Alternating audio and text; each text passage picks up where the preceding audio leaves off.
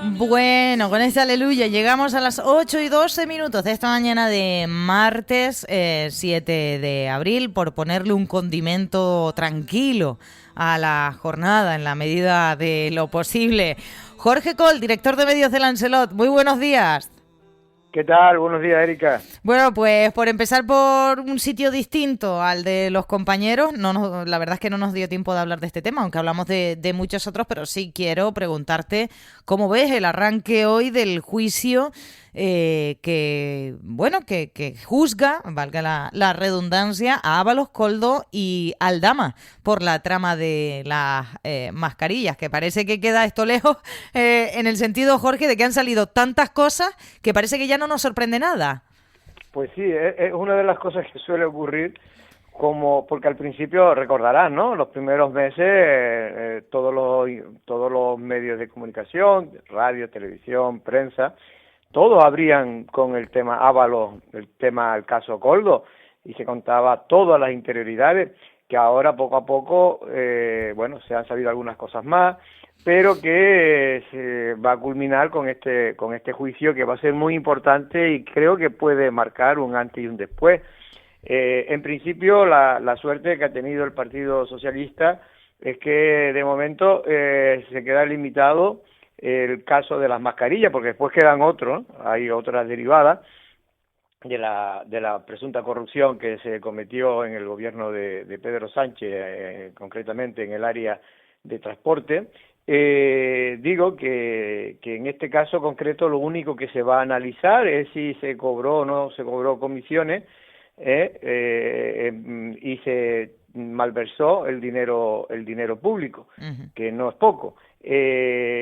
Además, en este caso Canarias va a estar presente también, porque como tú bien sabes, y saben la mayor parte de los que nos escuchan, esos negocios que se hacían en este caso desde el Ministerio de Transporte, que presidía el señor Ábalos en aquel entonces, a través del intermediario el señor Koldo, todo esto es lo que apuntan las investigaciones. Pues también tenía ramificaciones en Canarias, en el sentido de que se vendió, fue Canarias y las Islas Baleares las dos comunidades que más compraron, que más participaron en esa adquisición de material sanitario, algunos de ellos de manera, material que no era el que se había dicho que se iba a vender, y en otras ocasiones simplemente material que se cobraba pues grandes cantidades de dinero porque se vendía muy caro y luego se repartía ese dinero. Eso es lo que se va a investigar. Vamos a ver si finalmente esa malversación de fondos públicos y esos presuntos cobros de comisiones, que Ábalos lo niega, Koldo lo niega, pero en fin, hay muchas pruebas evidentes que de alguna manera certifica que alguien se benefició de manera importante en el peor momento, que hay que recordarlo porque ahora todo se olvida, Erika, en el peor momento que estaba atravesando el mundo y España en concreto con el tema de la pandemia, ¿no? Claro, exactamente. Y creo que como relevante también está la declaración, en este caso como testigo del actual ministro de Política Territorial, Ángel Víctor Torres, que en aquella época era el presidente de Canarias. Entonces, bueno, en este caso como testigo, pero entiendo que sí que se pueda, o yo espero que se pueda dilucidar esa compra de material sanitario, ¿no?, durante la pandemia, que también afecta de forma importante a Canarias. Sí. Yo creo que, yo lo he dicho muchas veces, que no se puede sentir muy orgulloso el señor Ángel Víctor Torres de la gestión que realizó su gobierno y él personalmente en el tema de la compra de material sanitario en el tema de la pandemia. Y yo, que soy de los que creo, y te lo vengo diciendo, que creo que el señor Ángel Víctor Torres nunca metió la mano en el tema, sí creo que hizo un acto de servilismo no propio de un presidente de una comunidad, que fue un poco pues facilitar a esa trama corrupta o presuntamente corrupta, facilitarle el negocio en Canarias, ¿no? Claro, veremos qué es lo que pasa, porque va a ser un juicio largo. En fin, veremos qué es lo que ocurre. Ayer, Jorge, tenías en Café de Periodistas al consejero de Aguas del Cabildo de Lanzarote, a Domingo Cejas, bueno, que te habló, entiendo, digamos, de los próximos pasos que adoptará el Consorcio del Agua de Lanzarote al acabarse el plazo que se había dado a Canal Gestión Lanzarote para ver la posibilidad de que una tercera empresa pudiera gestionar bajo unas ciertas condiciones el ciclo integral del agua. Esa posibilidad ha quedado descartada y ahora se avanza en la rescisión definitiva del contrato, pero también tenemos nota de prensa del Partido Socialista en Lanzarote que acusa directamente al Cabildo de provocar lo que ellos califican como la mayor crisis del agua. Dicen que la rescisión del contrato llega 3 años tarde. Jorge. Bueno, mira, la mayor crisis del agua, y yo, tú sabes que sigo muy de cerca, se vivió en la época en que el Partido Socialista hundió junto con el PIL Inalsa, la empresa pública de Lanzarote, ¿no?, del agua. Ese fue el momento más crítico que se vivió en el agua. Y luego, en la época de María Dolores Corujo de presidenta, realmente no solo no se mejoró, sino se empeoró toda la infraestructura que habían relacionado con el ciclo integral del agua. Todas, y cuando digo todas, son todas porque no se hizo nada, a excepción de hacer los trámites que ahora empieza bueno, que el propio Domingo Ceja decía en el tema de la depuradora, que se ha mejorado y que se inició ya en la época de Pedro, que continuó Dolores Corujo, pero que ha empezado a ejecutarse, a licitarse y a ejecutarse algunas de las obras, por ejemplo en Arrecife, en el centro de depuración de Arrecife, pues se han empezado con Osvaldo Betancourt, en la época de Osvaldo Betancourt, aunque son inversiones que vienen del Estado. Digo que lo importante es que no en aquel momento no se hizo nada. Por eso es ridículo, ¿no? Cuando tú tratas, en política hay un principio que es que tú no puedes combatir una realidad con mentiras y con falsedades, porque queda ridículo, porque todo el mundo ve cómo estaba la situación. En la época de Dolores Corujo, recordarán, se hizo las imágenes que nunca se había visto en Lanzarote, sino en la época de la pobreza y miseria, antes del turismo, que fue aquellas garrafas y aquellas personas en La Graciosa sin agua, que tuvieron más de 15 días sin agua y que tuvo que ir una cuba para llevar agua y la gente coger esas imágenes tercermundistas que se puede ver en cualquier país pobre de África, ¿no? Todo eso se vivió en la época. Habían cortes iguales que ahora, pero no se anunciaba en Aría, en Tinajo.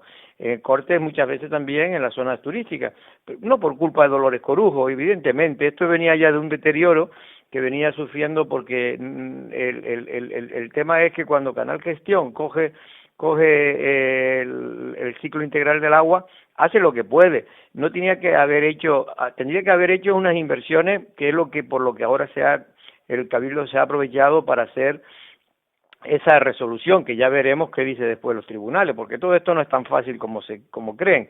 Y el PSOE ahora lo que viene a decir es, no, hombre, es que al final va a ser lo que nosotros le dijimos que hiciéramos. Oiga, ¿y por qué no lo hizo Dolores Corujo en sus 4 años?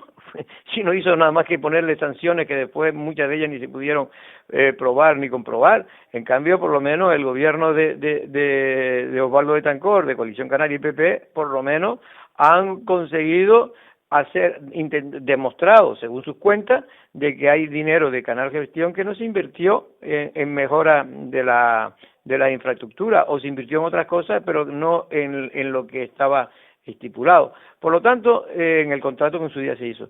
Por lo tanto, yo creo que ya es hora de dejarnos de echarnos las culpas, porque el ciudadano que nos está escuchando lo que quiere es que cuando abra el grifo salga el agua.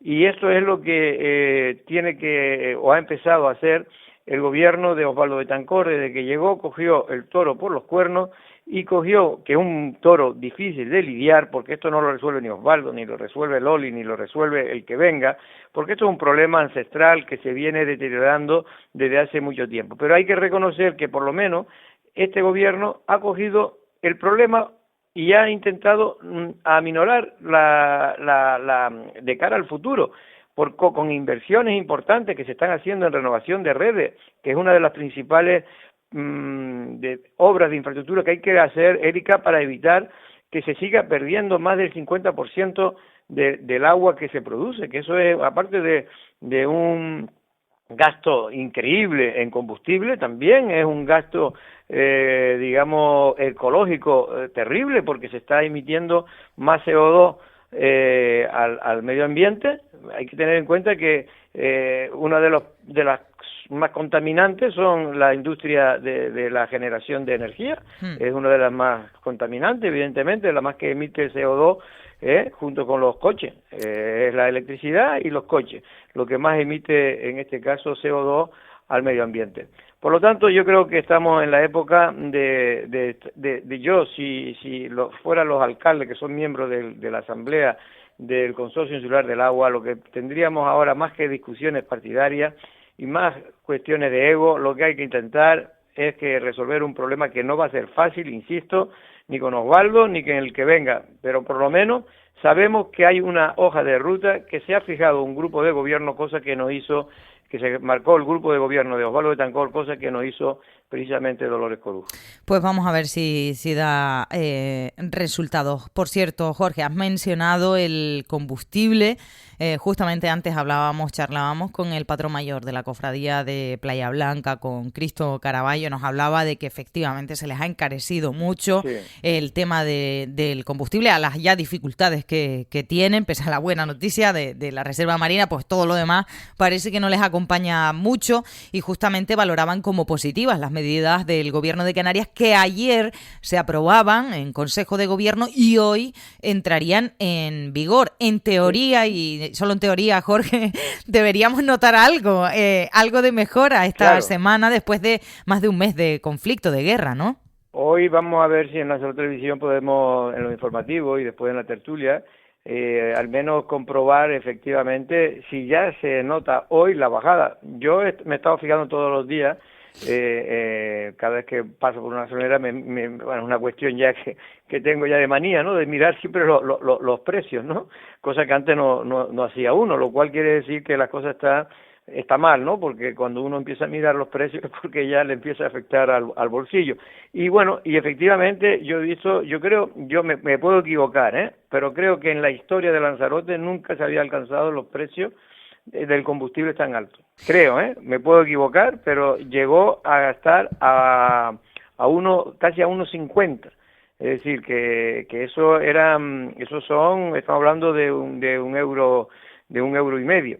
Eso yo no lo había visto nunca. Había visto ya la barrera psicológica de un euro, que estuvo mucho tiempo, y después ya con la guerra de Ucrania se pasó de esa barrera a 1,20, incluso 1,30 y tanto, 1,35, pero casi 1,50, como he visto en algunas gasolineras estos días, yo no lo había visto jamás. Ahora lo que hay que comprobar, Erika, como bien dices tú, es que esa ayuda del gobierno de Canarias, que por desgracia el gobierno del Estado, pues no, cuando tomó esa decisión no afectó a Canarias porque fue la rebaja del IVA y nosotros tenemos el IGIC. Bueno, pues ciertamente esperemos que ahora se empiece a ver.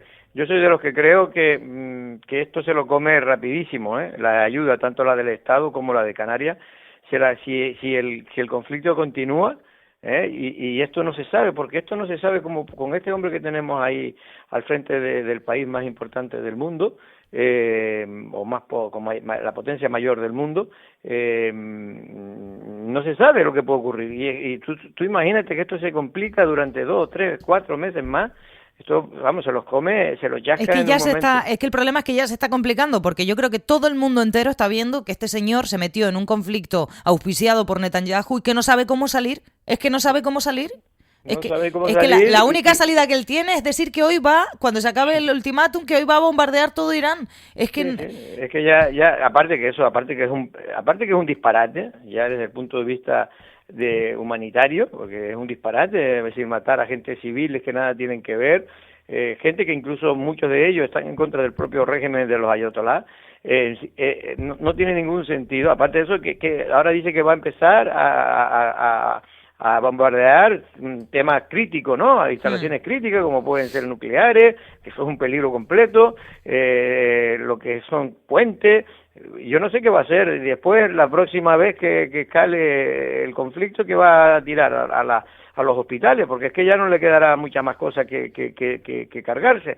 Por lo tanto, yo creo que esto es un tema complejo, porque esto nos está afectando está afectando evidentemente a todo el mundo, principalmente a los países que están en conflicto, pero sobre todo a la población iraní, que es la que está más sufriendo directamente, y no nos olvidemos la parte del sur del Líbano, que hace frontera con Israel. Sí. En fin, que yo espero que se llegue a algún tipo de acuerdo. Parece hay bueno, pero con este hombre ya se sabe que nunca se sabe, yeah. pero parece que ya Irán ha propuesto al menos un plan de paz. Es verdad que la diferencia es que esta gente lo que quieren es que sea un plan de paz duradero en el tiempo, no una cuestión de un mes o de 45 días como propone la propuesta norteamericana inicialmente, y esperemos que este fin de semana tengamos buenas noticias. Pero ya te digo, puede tener buenas noticias como podemos tener muy malas noticias, porque con Donald Trump ya se sabe que, insisto, nunca se sabe lo que puede ocurrir. Bueno, voy a agarrarme a ese deseo yo también, Jorge, a ver si es verdad y acaba esto